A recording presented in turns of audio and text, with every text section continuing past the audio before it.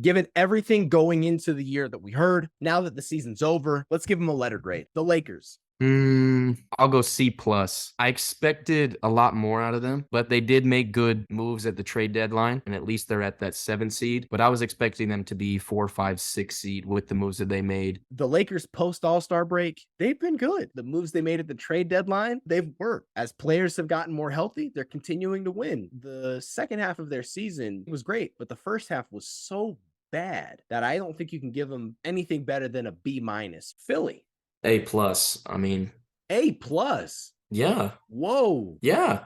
What do you mean? We're talking about the 76ers, correct? Yes. With possibly the best pick and roll duo in the NBA. Hey, man. You have the leading scorer in the NBA, probably going to be the MVP, and he also has a second guy who's averaging 10 assists and over 20 points a game. They're a great team. I got to give them A plus. And they're the 3 seed in the East. Okay.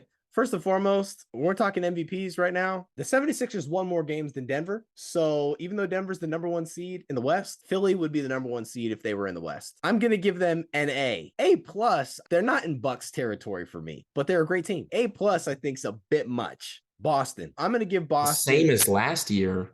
But I've got to go A plus. If I'm going to give Philly A plus, I got to give them A plus. They won 57 games. Their duo is still continuing to play well. Boston feels like they came in and did exactly what they did last year in the regular season, and that's win a lot of games. I would give Boston an A. What I forgot, I got to give them an A plus. We forgot about what happened in the beginning of the season with that team. Oh my gosh, you're right. So we got to give them an A plus for having an interim coach. You're who is right. now their head coach. But for what happened at the beginning of the season, I'm giving them an A plus. You're right. Hey, you know what? Boston, you get an A plus. The fact that they made the whole NBA forget that whole thing went down, you got to give them an A plus for that.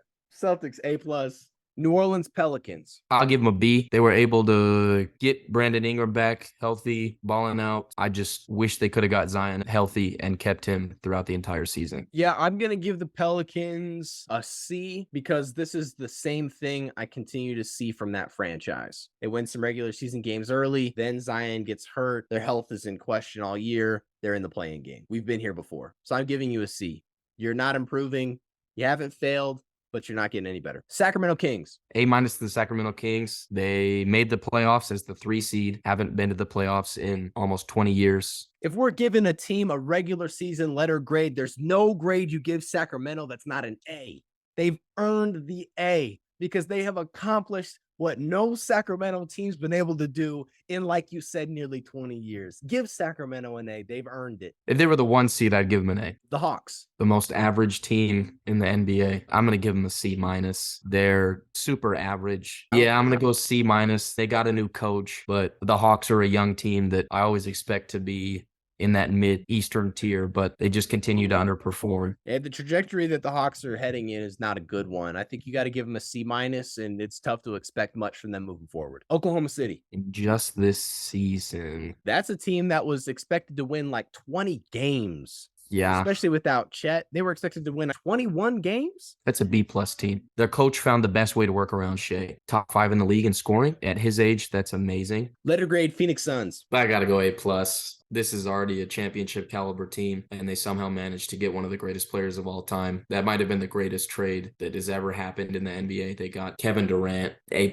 It's not even just the fact that they were able to make the trade to get Kevin. They didn't even have to give up an all-star, which is the most amazing part. If you're looking at their regular season win total, I feel like that's a little bit low for me, so I can't give them an A+. I'm going to give them a B+. They were riding a B-. Kevin Durant moved them up to a B+. This is a team that should have won more games in the regular season, but also Kevin Durant did have another injury, which put him out. But when he plays, that's an A+ team.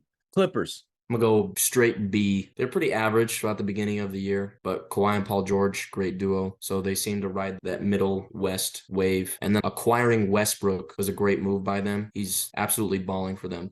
Those last however many games it was really showed that the Clippers are legit. So I'm going to give them a B. You're getting a happy Westbrook, which I think is a big deal because that's the team that really didn't have a point guard.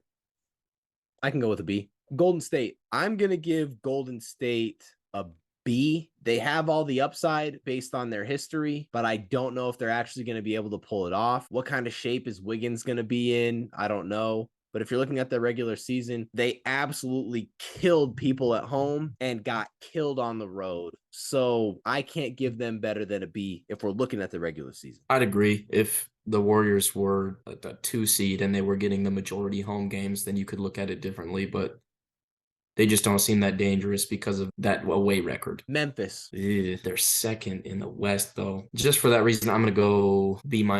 They're just a very annoying team, but sometimes it's good. Through all that to get to second in the West, I'm going to give them a B-. They're a fun team to watch. They have the possible defensive player of the year in Jarrett Jackson Jr., one of the most exciting players in the league in Ja, and one of the most annoying players in the league in Dylan Brooks. So I'm actually going to go B+ for them. I am going to give the Memphis Grizzlies an A because they have overcome the drama that has surrounded Ja Morant, drama that Dylan Brooks tries to start, and they've won more than 50 games. If I'm looking at the regular season and the different things they've had to go through, I'm going to give them an A. Now, I do not believe that they're going to do much in the playoffs. They talk a big game but have not won anything, but I have to also respect the fact that they got that 2 seed. The Dallas Mavericks.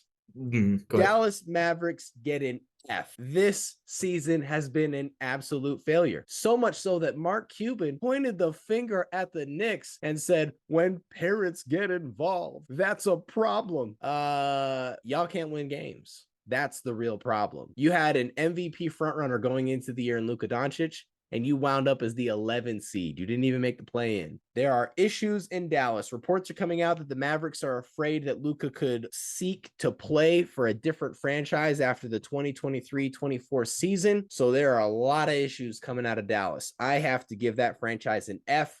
I don't know how you give them any other letter grade. Yeah, I was going to say D because looking towards the future, they might be able to keep Kyrie. But if we're talking just this regular season, it's got to be an F. They failed. Their own coach gave up on them, so they failed.